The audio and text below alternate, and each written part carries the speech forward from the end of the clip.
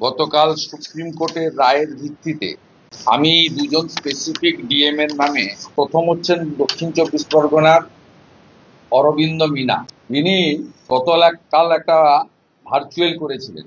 Chitradip Sen SDO বারুইপুরকে direct threat করেন DM Arvind Meena, wait for the consequence.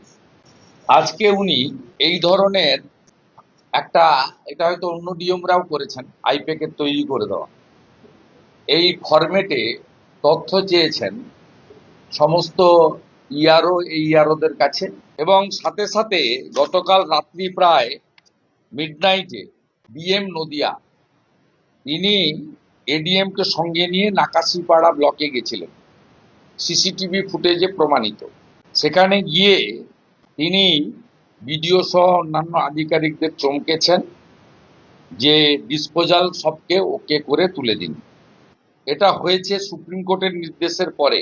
মূলত মুসলমান অনুপ্রবেশকারী যারা বাংলাদেশি, তাদের নাম তুলে দেওয়ার জন্য এই সিদ্ধান্ত দক্ষিণ চব্বিশ পরগনা এবং নদিয়া ডিএম এর কে দিয়েও তাদের সাসপেনশন এবং এদের এগেনস্টে এফআইআর আমরা দাবি করছি।